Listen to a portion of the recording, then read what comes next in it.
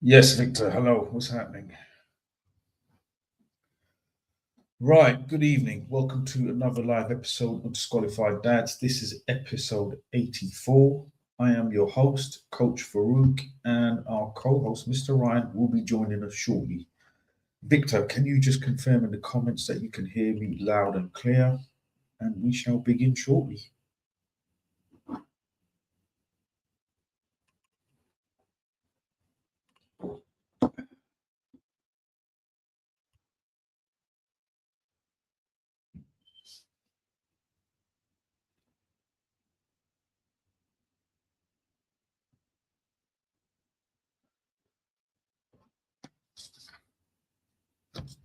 Right, it is Sunday, the 8th of February, 2026. It's hard to believe that we're a quarter of the way through February already.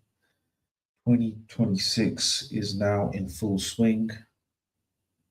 Some of us are just entering the system. Some of us are midway through our journey. Some of us are coming to the end of our journey in the family courts. And some of us, like me, are just stuck and lost in the system. I've had a realization this last week that it's been 4 years of no contact, right? Now, that in itself is it's quite damaging. It's quite damaging, it's quite shocking, and it's unimaginable what these children must be going through. Now, the other issue is the issue I have that others don't have is others have been to court for the child access. They are somewhere along the way in their journey. They are in the fight. They are in the ring and they are fighting. They've done 1, 3, 5, 7, 8 rounds. They know that they're doing something. So they must take some comfort and solace in the fact that you're in the fight and you're doing your best. You're in the fight, you're throwing punches, you're surviving, and in your heart, you know you are doing everything you can for your children to maintain this bond with your children. Now, the problem with my situation is, as far as my child access is concerned, I've not even had a single hearing, and I don't even have a date for a hearing, and I don't even have a case registered in East London Court at the moment because the applicant is still in the application process somewhere. Because my original case was closed down due to incompetency. So 2 years into the journey, firstly, the original non-molestation order and occupation order that I had was lost in the system and it remained in place indefinitely for 2 years. So, as those of you who know me from the start of the journey, I survived at the back of the van and just hustling here and there to get by, friends and family and that sort of thing. I just literally got by and held it together. Now, eventually, that did go full circle, and somehow they lifted the molestation and occupation order, completely discharged it, and they sent me back home. They said you should go back to your home, Mr. Ishmael, and they told Miss Adam to make other arrangements at the time. Now, since then, the follow-up to that was after that hearing, which was 2 years in, the child access hearings were supposed to start. So we were waiting for a date from the court. So we waited, and we waited. A whole year went by, ultimately. And then it was discovered that that child access hearing was incompetently, mistakenly closed down by East London Court, someone in East London Court. We never even got the proper court order, documentation, anything. We stopped receiving documentation, and the court order closed down. So we thought, no problem. So then we have now reapplied. We filed a new C100, and this, I mean, my guesstimate is this must have been within the last 6 months. Now, even though we filed this C100, that's still in the application stage. It's still not made it into East London Court. And since then, we have helped others put C100 in, get their application in. They've had a court date. They've even got a second date, but mine is somewhere lost in the system. And I have just become a byproduct of someone who is just lost in this system somewhere with no end in sight. No, forget the end. I don't even have a start position. That's the problem. I've not even started. And we've already lost 4 years. And on that note, let's bring on the Maverick, the renegade. Good evening, all. Good evening. Sorry, I'm a bit late. All right, let's do the cowboy hat. What?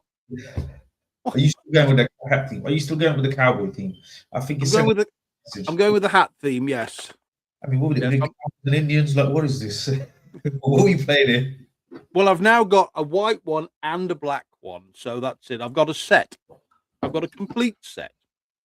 All right, so cowboys and Indians. That's what we're doing. Absolutely. I can't take it. I can't take it. I'm done already. I can't take this. Good evening, all. Good evening, all. It is, oh my word, it is February.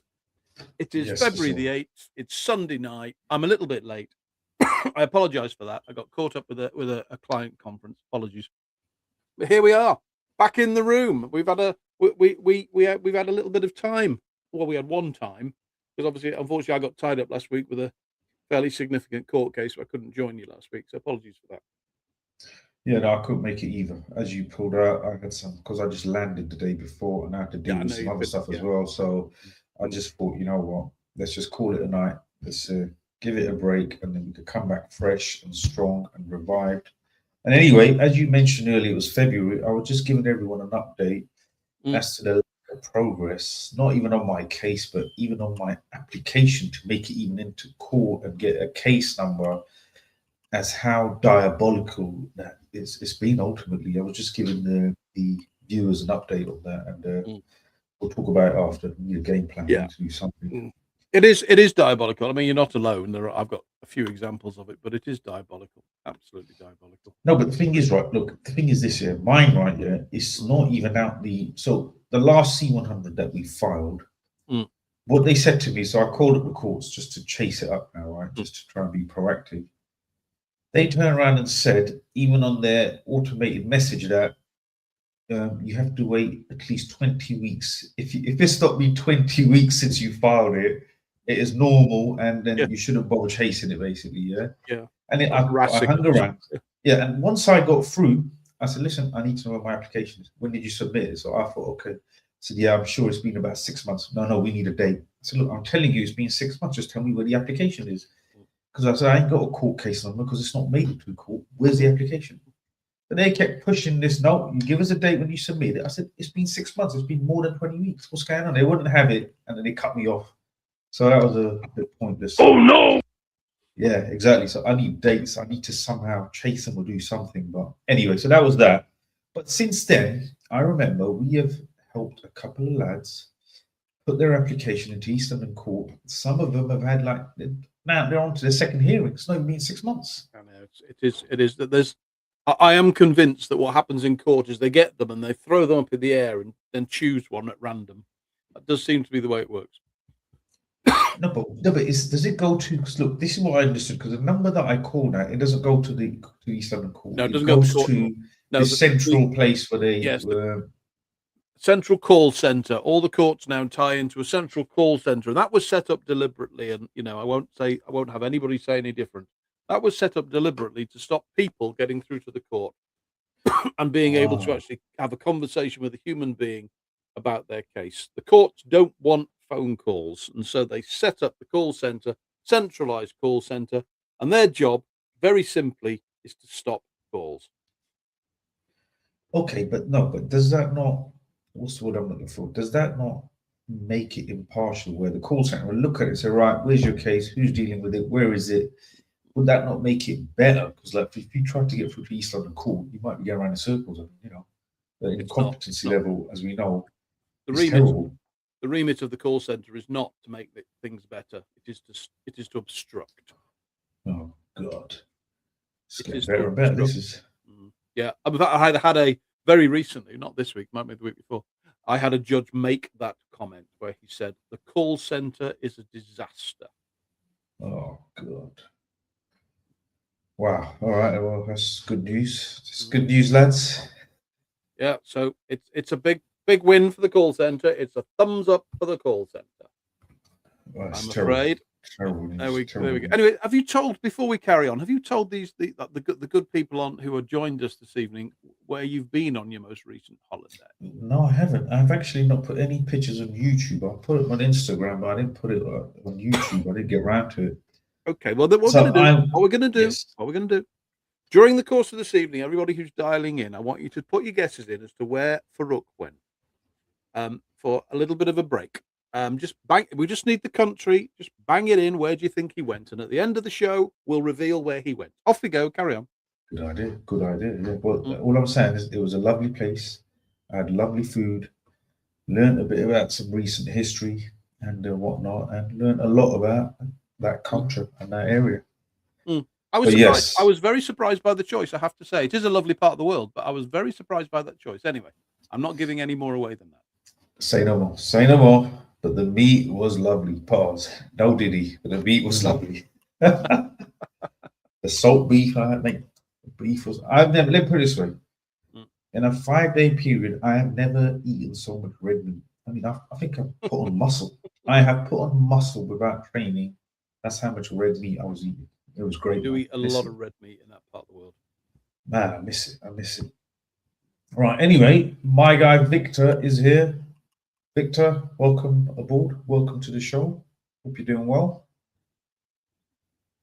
And the link, by the way, what's this new link to join the stream? The link in the description, I thought I'd put it on today. If someone wants to join in live and ask their question live, speak to us directly, you can do via that link. Obviously, the rules of that is do not mention any names. Do not mention your court or case. Just highlight a specific scenario. And also, I would advise leave your camera off. Have a code name and leave your camera off, so that once the stream is uploaded, it's very difficult to take it down and privatize it and whatnot. So look, leave your camera off. Make sure you've got good Wi-Fi. No names mentioned.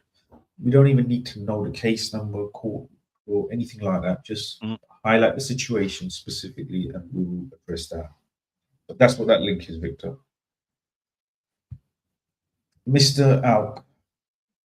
No, that's bollocks. Inside job. Yeah, I'm starting to think it is an inside job, because the way my case went, look, you could not write this. Look, the non-Mullen occupation order got lost in the system indefinitely for 2 years without any explanation. Yeah, you can't explain it. It's just beyond belief. Then the child access case, they somehow just, by pure sheer incompetency, just shut down completely. Right? Yeah. Then the new application's gone missing. And if I remember correctly, initially in the early days, we even put in a prohibited steps order. We never got a response for that. We put in a grandparents application. Do you remember that one? We did, yes, yeah. We did. We've had no response from that. Nothing at all. And then recently, I think last year, we put in another PSO, if you remember correctly. Did we even get a response for that as well? Nope. We got nothing. Nope. We've literally got no response. So there has to be some aspect of a possibility. Okay, would you not consider at this stage that there's a possibility? Because there can't be this many coincidences. You be careful now. You're starting to teeter on conspiracy. I can hear conspiracy. I'm saying if someone has a contact inside the court somewhere, look, people have contacts, networks, yeah? They do. If someone has a contact inside, even in an admin role, who can just get on a typewriter, get on the computer and delete this or put this here, or there must be something. Look, you can't tell me that every single application we have put in has disappeared. It is, well, we are, as I say, we are working with the worst court in the country. It is, you are the victim of a perfect storm of incompetence. I will give you that. the perfect storm because literally everything has failed on us, which is bizarre.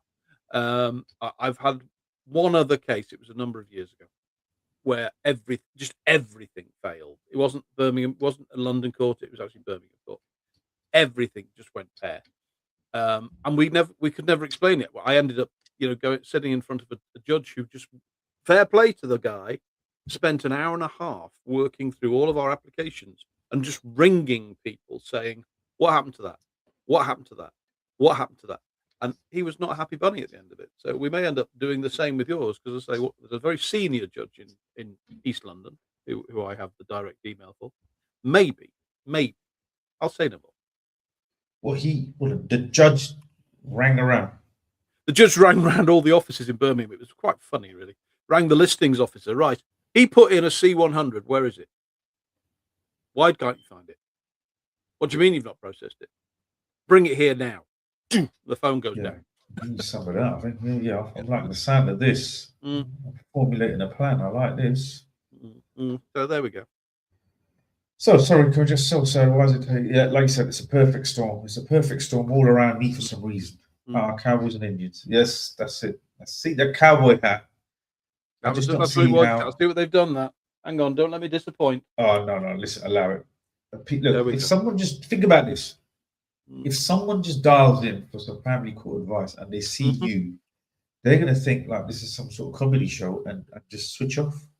Or I'm just suggesting that that we're dealing with a load of cowboys. It's one or the other. There's that inference, isn't there? It's East London. Her family must know someone working for East London family courts. Well, this is a message out to this individual. If this is true to this individual, we are coming after you. We are going to expose this. We have got contacts of our own in the courts, and we're going to now dig deep as to why things are going missing. I would just say protect yourself, protect your own job. Don't worry about whoever's instructed you because it'll be your neck on the block.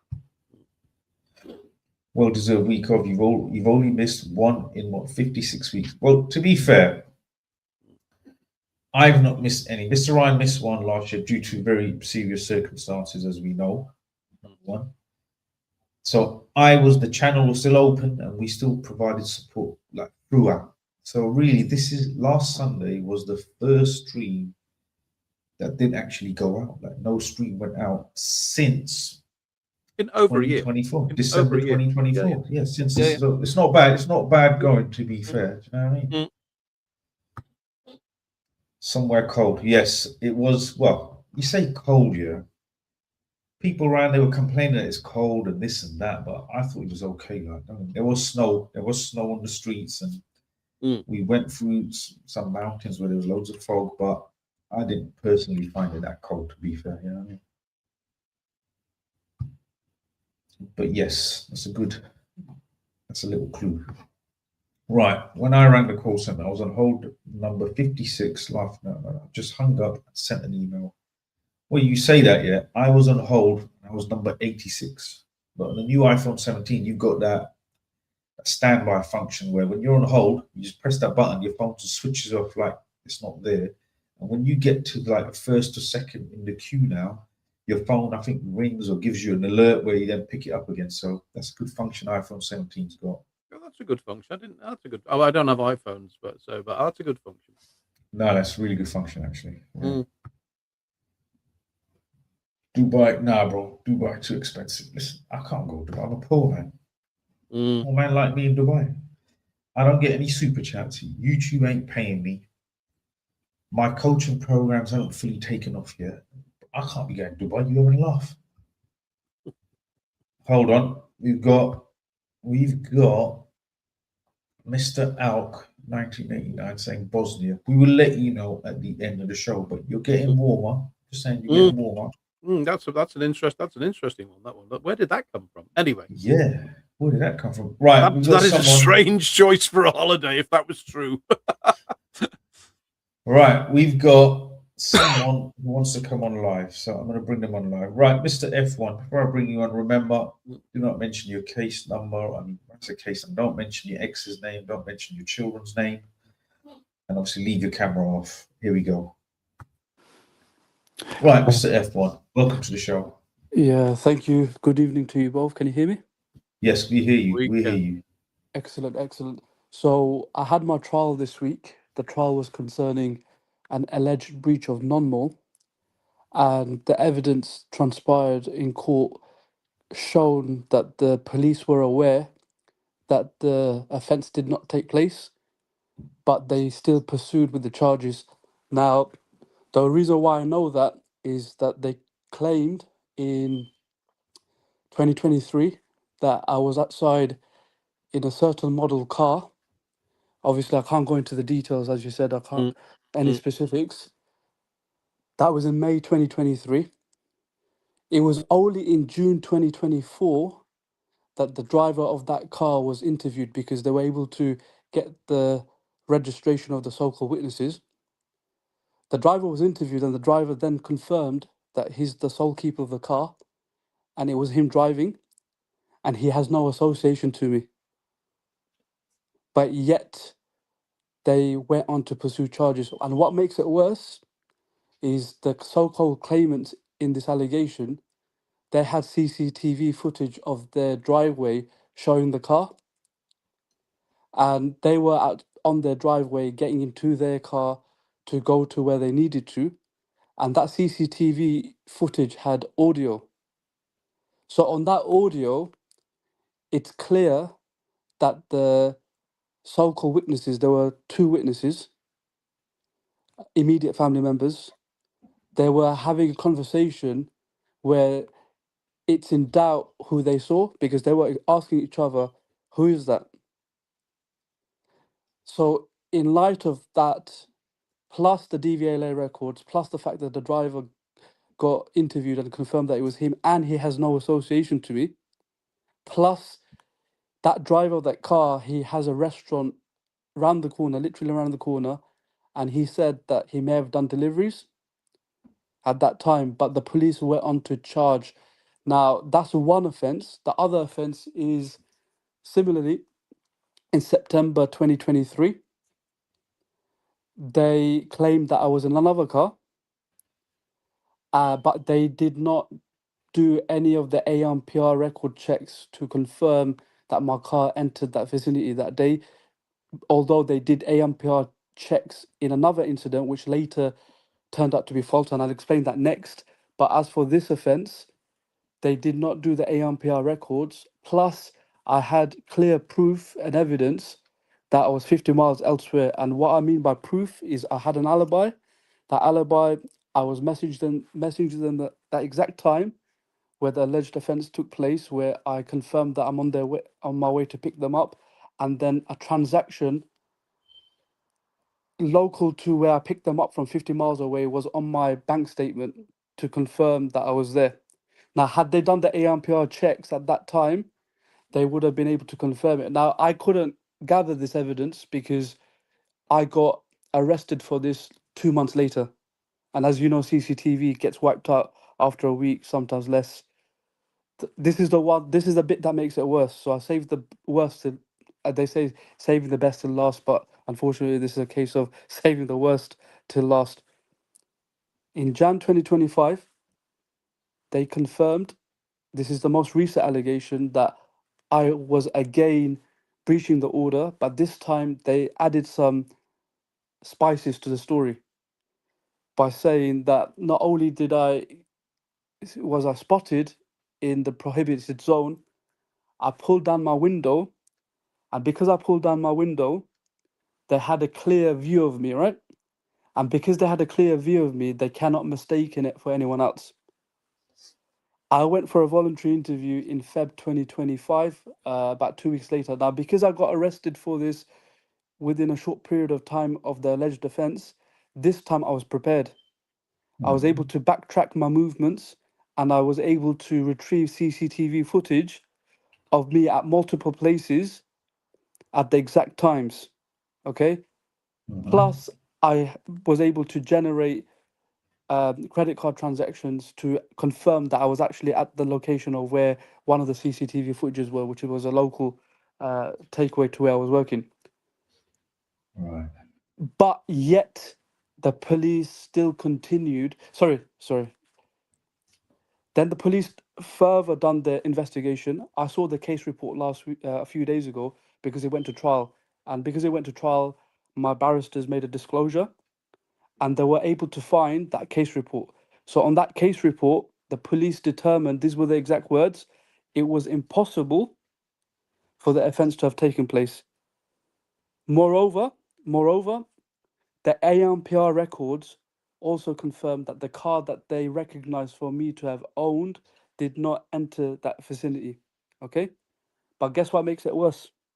Go on. The AMPR records show that the claimants were not even there themselves. Ah. So the police knew that these, because my trial was last week. This incident happened in Jan 2025. My trial was last week, but it was established in June 2024 when they interviewed the other driver that runs the local takeaway, that it was him in the car. But yet I was pursued for this in court. So my question is, because the judge also said, so when it went to trial, the incidences concerning where I was spotted in the car, once claimants gave their statements, once they gave their statements, their statements was their opportunity to solidify their argument.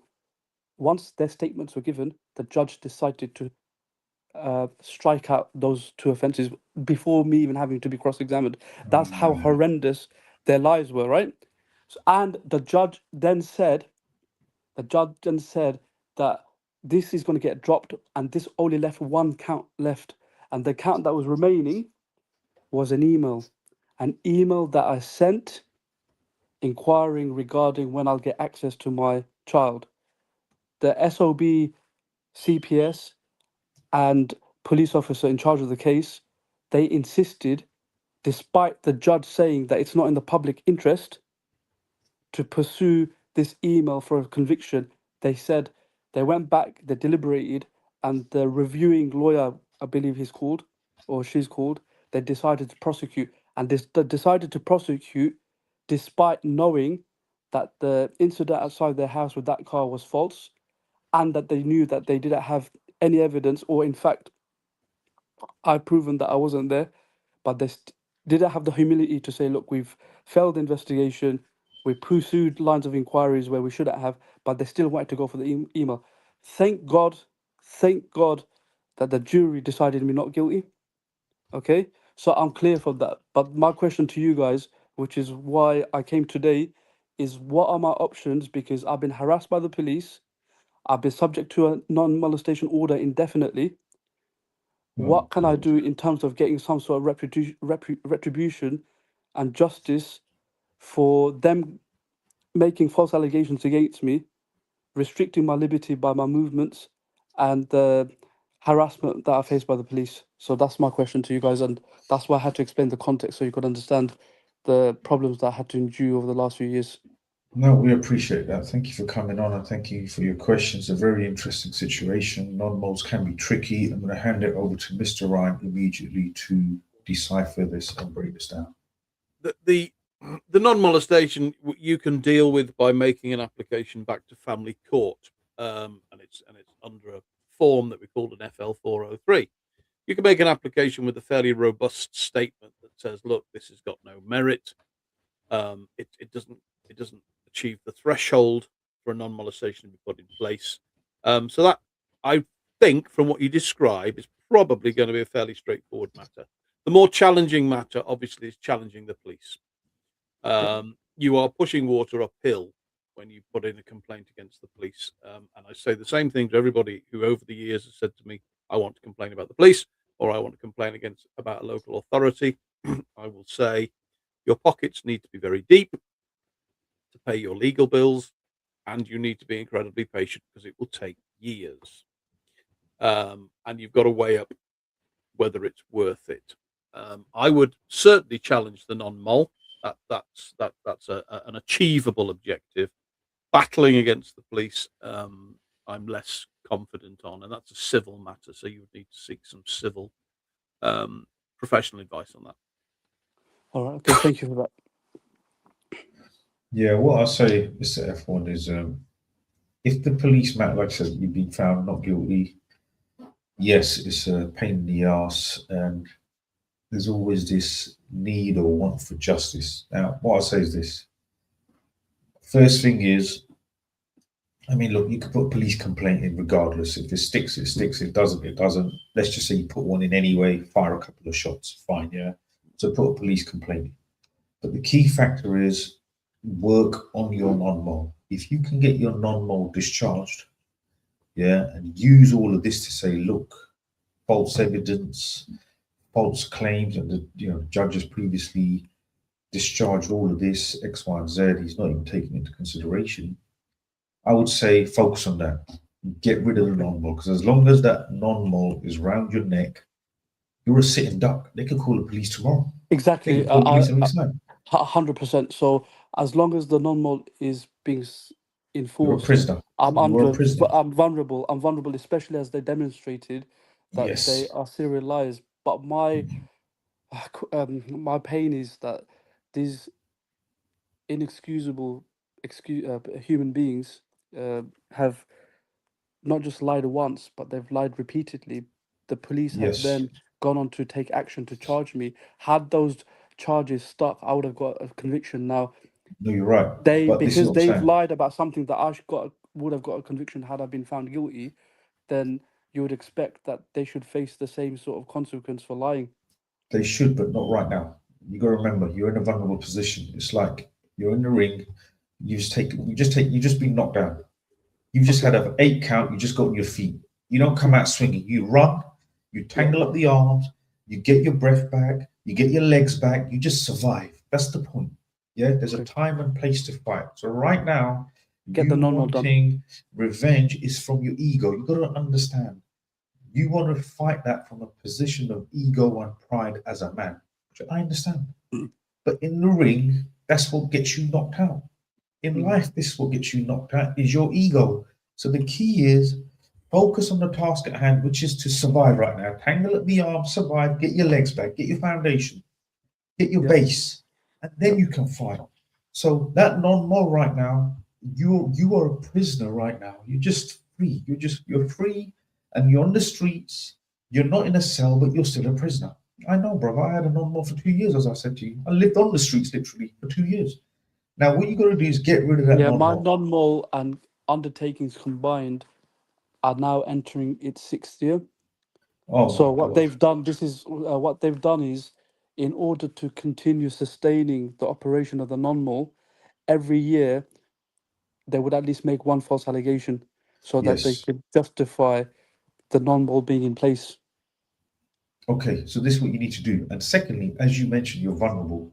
If I were you, I would have the security guards that have that camera on and the GoPro on their vest. Yeah. You need a recording device. You get there's one on TikTok, like a little pen with a camera, a little click starts recording. You Okay. need multiple devices on you in your car everywhere at all times to protect you. You're a sitting duck. Number Yeah. 2, this emailing the ex, take no risks. You need to lock down, lock off, and lock down. Yeah, you don't take any risks. You don't use a cash machine even in that area or near that area. You avoid it at all costs. You have recording devices on you, and you protect yourself at all times. That's what you need to do, and you focus your energy on fighting that non-mole right now. Like Mr. Ryan said, I'm going to put Mr. Ryan's email address in the link below. Send him an email, arrange a little call. We'll give you a few more pointers because we're going to need more details, obviously, of your case and whatnot. So we'll talk privately and try and give you some advice privately. Appreciate that. And Yeah, just an idea on the time frame then. So from the moment of submitting the application to it being complete and then granted, how long are we looking at? depends. On a Well, non-molestation discharge, which is what you're looking to do, unfortunately, the court will drag its heels rather. Which court will you be putting it into? It'd be Luton magistrates or Luton. Okay, all right, Yeah. okay. Actually, Luton. Then I take back the comment I've just made. Luton aren't too bad actually. They're still. Don't. I okay. promise you, it's not going to happen in a day. Yeah. But it would probably be 4 or 5 weeks, and you would get a court date. It's not bad. 4 or 5 days from when I get a court date, but 4 or would that 5 court date be? weeks. Yeah, 4 or 5 then would weeks. that be another few more weeks ahead, would it? Yeah, so you would put, if you put your application in today Mhm. to discharge a non-molestation, in 4 or 5 weeks, you would get your date, which would probably be another 4 or 5 weeks ahead of that. So you're yeah, looking at you'd about probably 3 be, months, yeah, something like that. Which is not bad. Look, to yeah, be fair, it's not bad. 3 2.5, 3 months ain't months. bad. It's sad that we think 3 months isn't Yeah, bad, but it yeah, isn't no. bad. Yeah, No, Mr. cheers. F1, all Well, the I best. appreciate it. No, thank you guys. I appreciate it, man. And Thank you. All listen, right, take I care. haven't seen you here before. Like, subscribe, follow, and share, and spread the link to the channel, yeah, for those who might need it, Mr. F1, yeah? All right, wicked. All right, And thank good you. luck. We'll do. All right, bye bye. There you go. That was a very useful call. There we go. Moving on. Right, let's jump into some of these comments. Right, the meat was lovely. No Diddy. Had my laughing out loud. Yeah, absolutely. No Diddy. Yeah, no one get any ideas. 100% inside joke. Yes, we will find out, Mr. Up. Don't worry, we're going to start digging now. 2026. Right, Mr. P. Could you advise how seriously new evidence is treated once submitted after a fact find?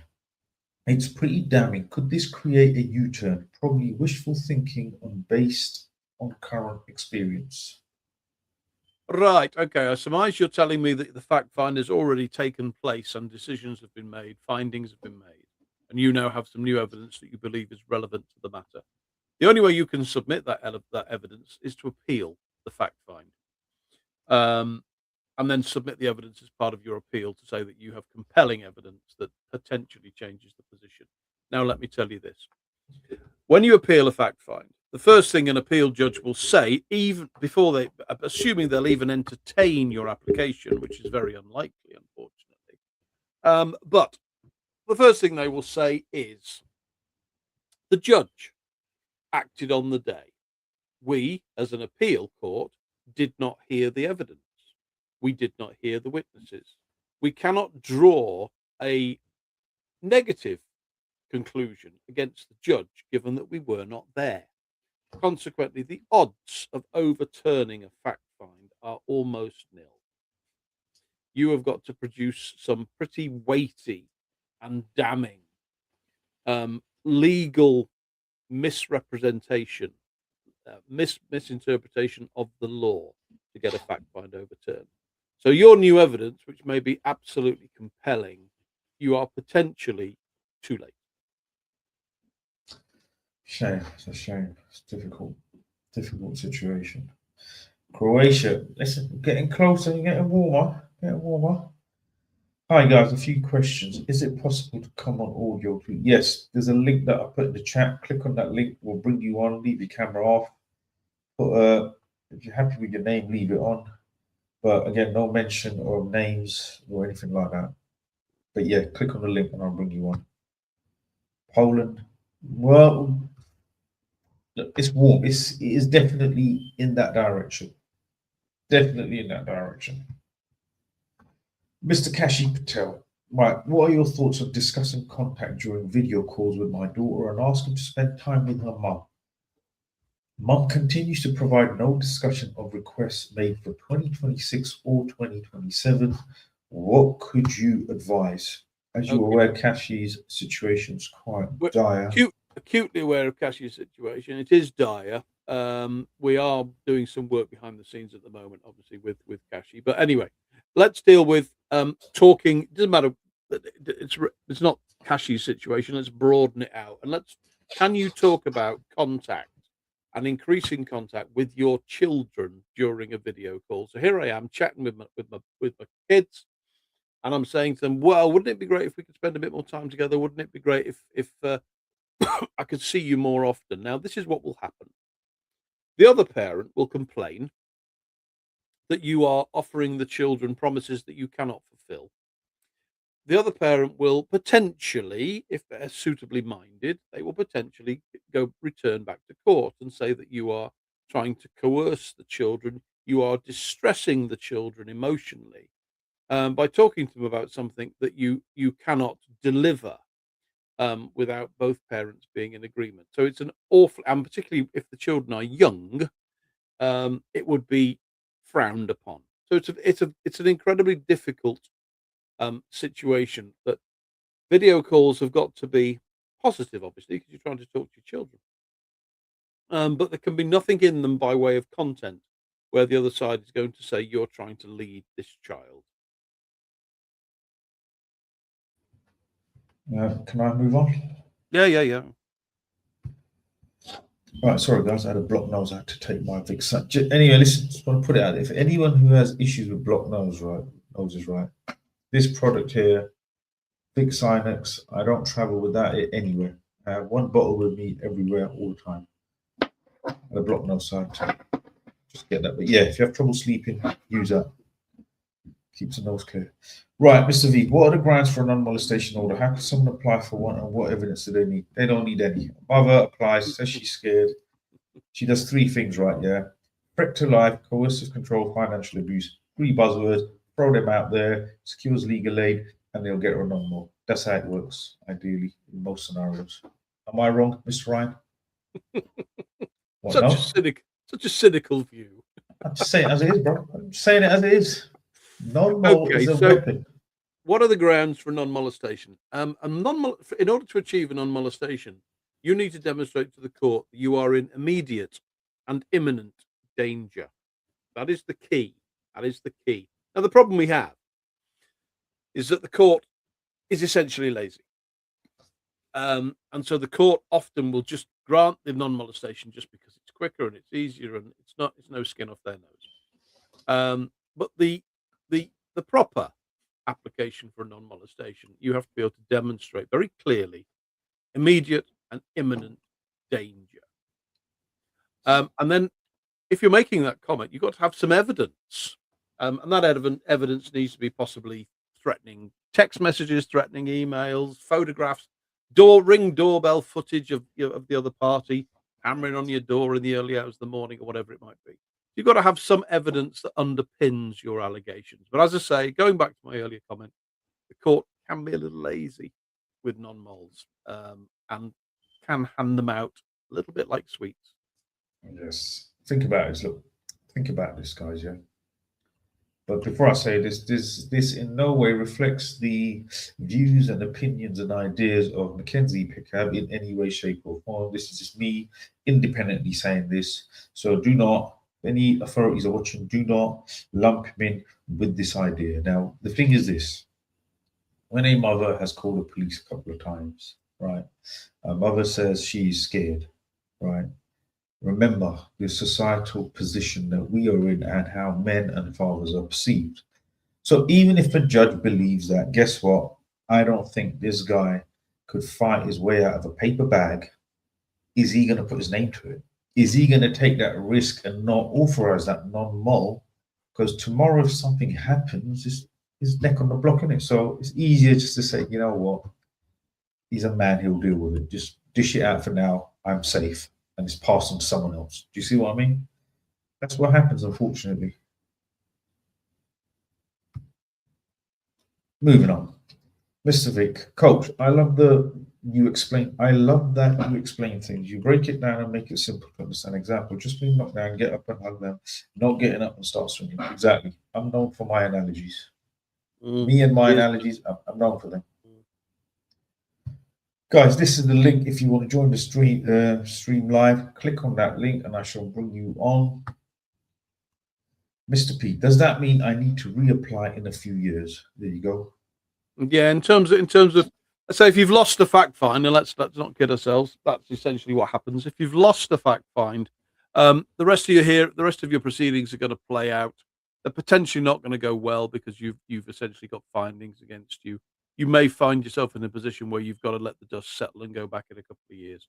And that's not a reality that I like, but that is reality.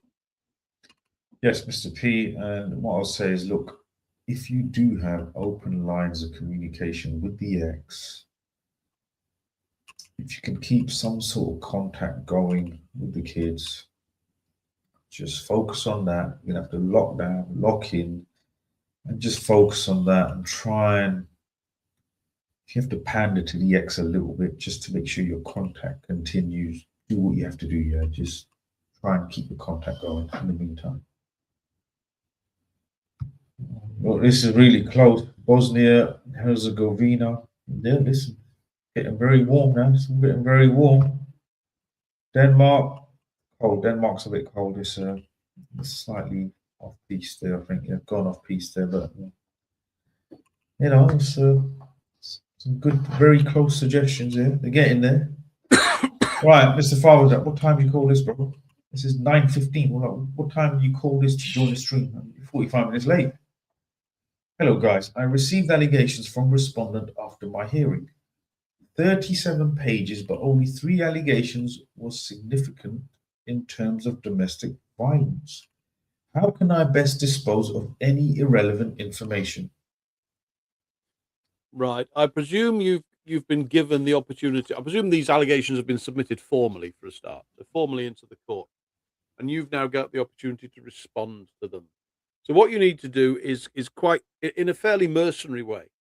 You need to blast your way through them in a written response and say, this first allegation, it never happened, or it's complete fiction, or it's a figment of the imagination of the other side, etc., etc. So be quite blunt. You can be quite blunt when you're responding to allegations. Now, those where you say you've got 3 out of 37 pages that are significant in terms of their domestic violence theme, then those are the ones to focus on, aren't they? Those are the ones for you to find decent reason in order to substantiate your position, or indeed deny them. Obviously, I've got no idea what the details are.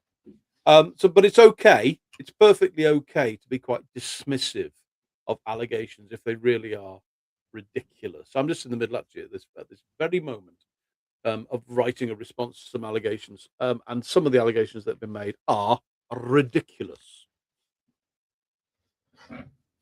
While you were answering that, I thought you need to get rid of those lights in the background. Why? I'm not feeling it. I'm sorry, I'm just not feeling it. I'm not feeling it. Tell you what, you are such a misery. Right, Mr. S at Father's Rights. By the way, it was me in the CAF. Can I call you soon and run a few things of my case soon? Yeah, absolutely, bro. Absolutely. You got my number? Give me a bell. You got Mr. Ryan's. Has he got your email? Did you speak to him? He's got my email, yeah. Yeah, whatever questions you got, also drop Mr. Ryan an email. And you got my number, just give me a call. You know me, I'm easy, bro. Do you know what I mean? I was driving back listening. There you go, you're listening. That's the main thing. Tune in and listen along. Get your mindset right to face these battles, to face those demons, to face family court.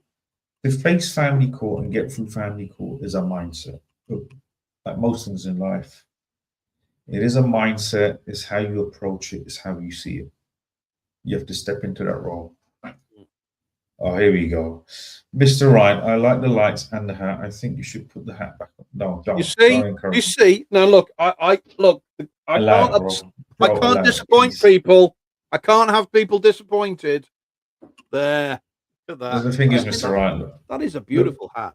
Look, the thing is this year. Once this channel, once it really takes off, once this really explodes, people will be looking to us for authority and direction, like they already do. But we need to be taken seriously. Once you go on YouTube and you start having hats and lights like that, you sort of lose a little bit of that authority. You know, it's infotainment. Hang on. Let's try this then. Bear with me.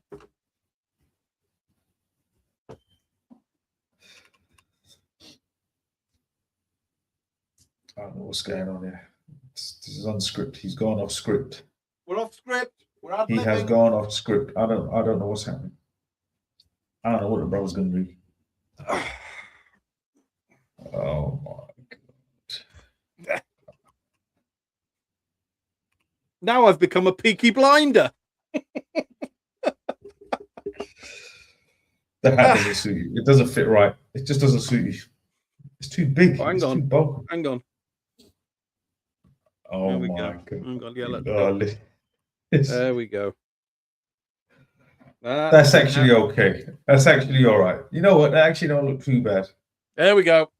I mean, it almost looks like a skull cap. You know, maybe Assalamu alaikum, my brother. Yeah. Assalamu alaikum, my brother. Assalamu alaikum. What's going on? Oh, dear. Anyway, right. Come on, then. Let's talk about this holiday. So you decide to go on holiday for I think it was a week, wasn't it? You decided to go on holiday for 5 days or a week, whatever it was. 6 And days, 5 nights. yeah, there you go. And the choice was surprising. I will be honest. I have Why? been there. Explain that. Explain that to me, please. Well, it's quite off the beaten track, and I have no issue with it. It's a beautiful place. I went there. I have to say, when I went there, it was under quite extreme circumstances, because it was obviously when they were in the middle of the conflict 30 years ago. So, but it's just an interesting choice. To be fair to you, I was quite impressed with the choice. Oh, really? Because it does have. I mean, the history in that part of the world is fascinating. It's a sort of interesting pocket between, obviously between the Middle East and Europe. And there you go. That's a bit of a clue. And it's just an interesting pocket that holds its own history. That, and the whole sort of Austro-Hungarian Empire situation down there is yeah, it was interesting. Anyway, tell the people where you went. Yes, well, let me reveal the correct. This man had the correct answer. Yes, Bosnia, Sarajevo, Herzegovina, which I couldn't pronounce earlier. Yes, I went there. Man, it's a beautiful place. And I've got to be honest with you, when you're from sort of London and Asian, you're not used to seeing white Muslims, yeah? So I used to see these white people. I'm going, she's white people, see white ladies, beautiful ladies. Okay. Oh, hello, how you doing? And they're going, Assalamu alaikum. I was like, I'm looking around, thinking like, oh, yeah. It's a bit of a culture shock when you're not used to seeing it's so an many white Muslims. It's a shock. It's a culture shock. I couldn't get used to it either. It is. It's interesting, as I say that obviously the Muslim faith in the Balkan states is quite prolific, and so yeah, it is interesting little sort of twist on on that. But it is beautiful. It's beautiful down there. I mean, as I say, the former Yugoslavia and Bosnia and Herzegovina and Croatia, and that line of yes, that bank of geography is they beautiful. call it the Balkans. Yes, that's right. It is known as the Slavic region. That's what they call it. Yes, the Slavic region, the Balkans. And the thing is, the first 3 days of the tour was going around the history, the war in 92 to 95, the genocide, all of that, the sites, the burial sites, the mass graves. They went through the history. I've got to be honest, it was quite heavy. Yeah, it was quite emotional, man. Yeah. It was very emotional. It was heavy. And also, I remember, the thing is, right, and I went with a group here, a lot of the people there, and you forget, like, that were in their 30s.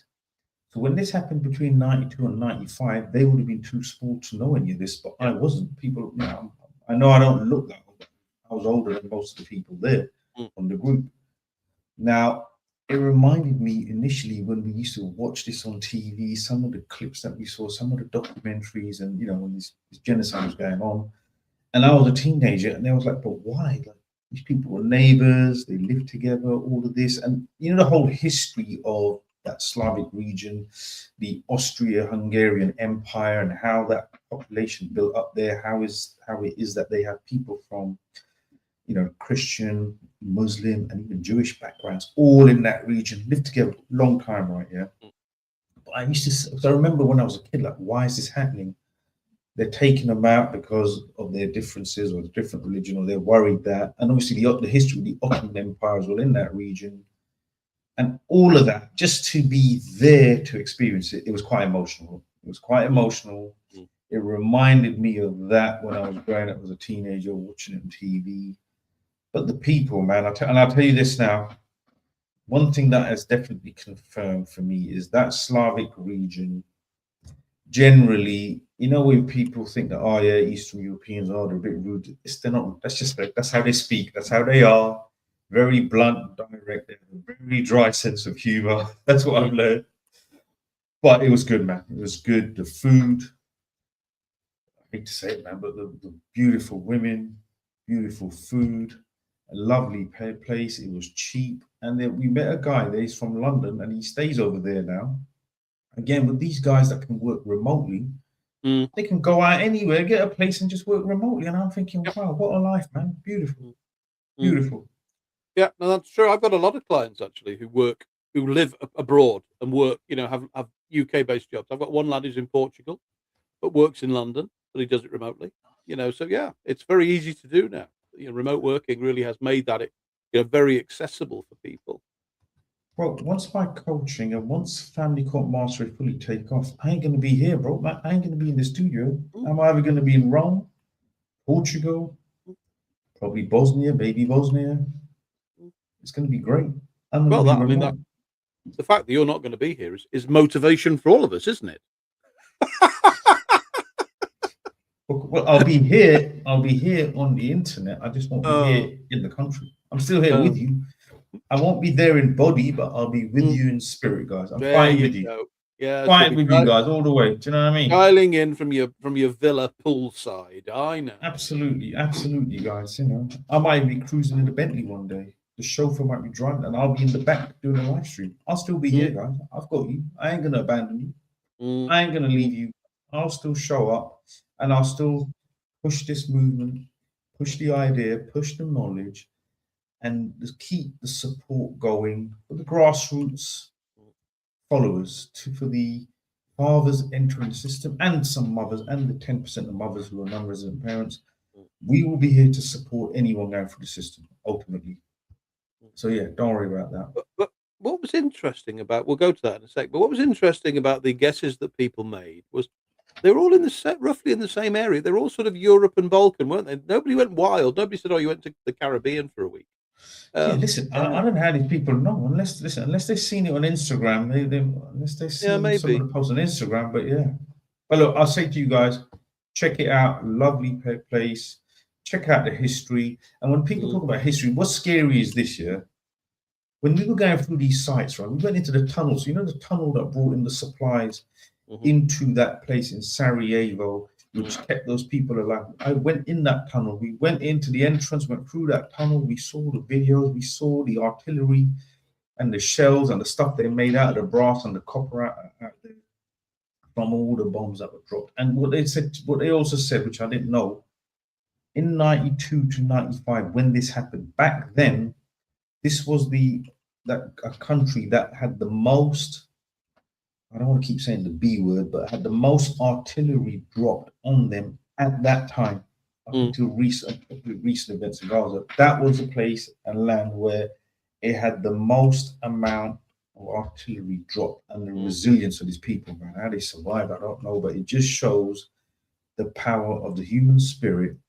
And the tour guide, he told us his father died, and how him, his mother, and his brother survived in this strip of land, and how his father died fighting ultimately. I mean, it's very emotional, it's a personal journey the guy shared with us. But yeah, I would say check it out, and it just reminds you guys, the point I was making is it wasn't that long ago, 92 to 95. So it's only 30, and I appreciate it's 30 years ago now, but it's only 30 years ago. No, but not just that. If you think about it, if you look at all the characters in history, say going from Hitler to Mussolini, what was a Russian guy called Stalin? When you think about it, and then if you go back to say Bosnia, right, which is recent history, yeah, it's just an ideology. One man, one ideology. And look how the masses can turn. This is what I'm trying to say to you. The human spirit, the human mind is not, it can be very susceptible. On one side, you had people who showed great resilience and strength and the will to survive and continue against all odds. And another group of people who were convinced that we need to do this to protect ourselves. It just shows how volatile the human mankind is ultimately. I mean, it's just a realization. But on that note, let's move on. Terrible. Anyway, yes. So, well, I'm glad you had a good time. Anyway, let's deal with these last couple of bits, and then we'll call it a day. Right, Mr. M. I've got a DRA Wednesday to determine the need for a fact find. Mum's solicitors haven't provided any witness statements or anything else that was set out in the court order. I'm worried the judge will order another DRA and say, let's do this all over again. What can I say on the date to mitigate that risk? Great question. Good, excellent question. Difficult, very difficult. I trust the judge is critical of mother for the fact that she has ignored court directions. Really, the response you're going to get is entirely driven by which judge you're going to get. Because you may get a judge who says exactly as you fear, oh, well, let's give them another chance. Let's give them another 14 days, 21 days, 28 days to do this. you could get that. That is a very real prospect, whilst I don't agree with it at all. But then, having said that, you could also get a much more definite and direct judge who will say, you had your chance, you missed your chance, we move on. And then he dismisses the fact find on the grounds that they haven't bothered submitting anything to it. So his stance will be, or her stance will be, you had your chance to make allegations. You've not offered up any, which means I surmise there are none. Consequently, we move on to the next stage, which is sorting out the welfare of these children. Unfortunately, they are chalk and cheese, but that is what you're going to get. You're going to get one or the other. Either the guy / girl who says, give them another chance, or the guy/girl who says, no, you had your chance, I'm moving on. Yeah, push for hard that. to get the guy who says, I'm moving on. Push hard and try and get it discharged, and keep saying, look, they have no respect or regard for the court or the judge or this the authority of the courts and whatnot. Use my words, but yeah, to that effect. Put that out there. Is there any chance of judge allowing contact whilst there is a fact find? Again, I think it's possible, but slim. Yeah, it depends entirely on the circumstances of the case, to be honest. It's not one that we can really answer without knowing the circumstances. There are occasions where contact goes on whilst we're waiting for a fact find to take place. I've got a number of cases where that is happening currently.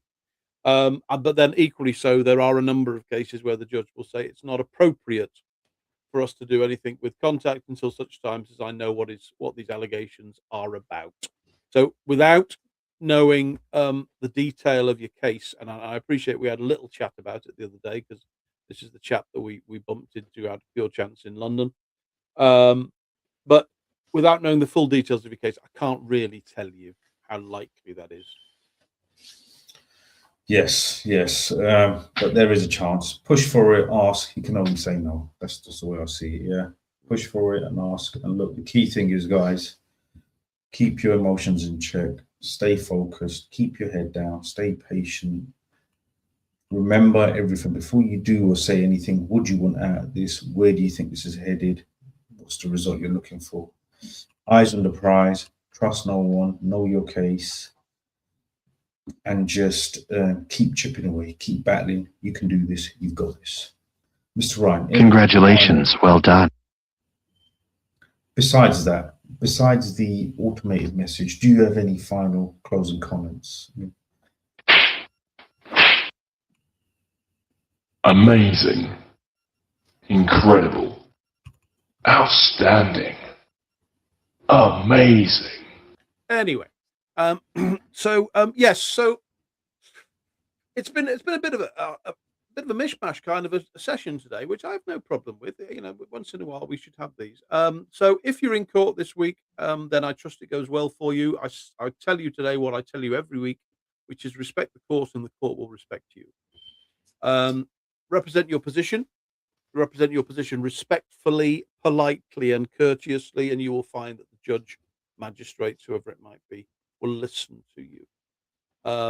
So I trust it goes well for you if you're in court this week. If you're not in court this week, but you're still in a difficult position in terms of not being able to see your children, then keep the faith, keep plugging away, and eventually it will turn for you. It will turn for you. I give you that promise. I can't promise when it'll be, but it will turn for you. Yes, keep believing, keep the faith. Before we go, do you want to just quickly answer this one? Would the judge go for a fact find if there are too many allegations to cover? Sorry. Yeah, the judge will. The judge, if there are far too many allegations, what the judge will do is he will scythe his way through them. So he will say, "Let's not. We're not doing that one. We're not doing that one. That one's not relevant." So he will very quickly rattle his way through them and reduce them down to a manageable number. I have had fact finds where the opening number of allegations is in excess of 100. And because the judge has said, look, I can't give you a 30-day hearing so we can work through all of these. He has then scythed it and cut it and split it and ripped it and brought it back down to about 15 or 16, which is normally about the norm. Would that then be the Scotch schedule? Yeah. That is the Scotch schedule, isn't it? Yeah. That is a Scotch, yeah. A Scotch schedule is, excuse me, is a table. It's the only reason they call it a Scotch schedule is because it's on a table. So it's a table that that details the allegations that you made. So each box has got allegation number 1, allegation number 2, allegation number 3, etc. Okay, perfect. Guys, like, subscribe, follow and share. We are here every Sunday, 8:30. Tune in. We will see you on the next one.